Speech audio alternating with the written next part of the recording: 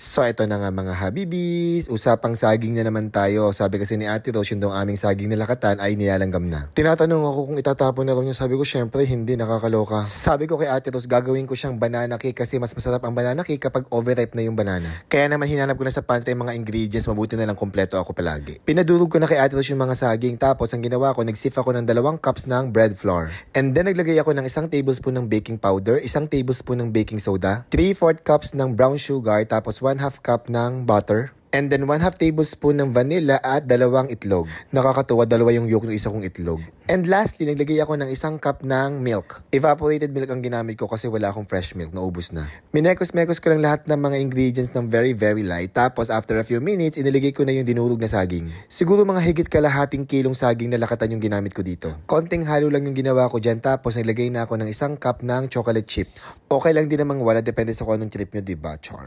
At nung okay na, iniligay ko na yung mixture natin sa molder, pinalagyan ko ng baking paper kay Ate Rose. Bilog na molder yung ginamit ko kasi dadalhin ko yan sa birthday party para talaga magmukha siyang cake, diba? Char. Tapos nilagyan ko ng toppings na almond, wala lang, gusto ko lang. And then binake ko na sa ating preheated oven under 350 degrees Fahrenheit for about 30 minutes. Pero binabantay-bantayan ko din yun once in a while, and after that, ito na nga, luto na ang ating banana cake. Ang ginagawa ko dyan, tinutusok ko ng toothpick para malaman ko kung luto na yung loob. Pinalamig ko lang sa cooling rack for about 1 hour at eto na, ready na ang ating banana cake. At eto na ang ating banana cake. Kunin na natin. Ay, wait lang. Ala. Yan, ang ating banana cake. Kasya kaya? Pagsiksikan na lang natin. Hala, hindi kasya, Ate Rose. Hindi kasya, wala mas malaki. Wala po, sir. Hello, Ponto. Ipitin natin. Oh, ayun. Okay na yan.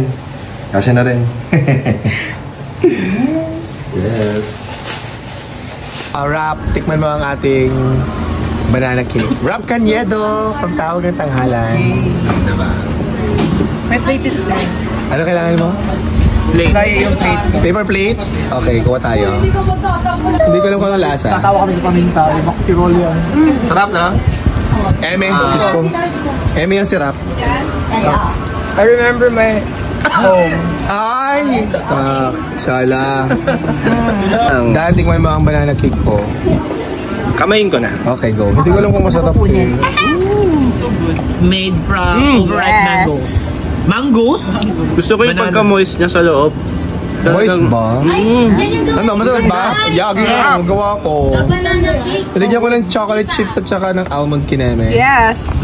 Yes. May mga overripe bananas kasi. Nakakain sa sabi niya. Totoo, walang eme yan, Dan? Walang eme, may chocolate pa na. Sarap?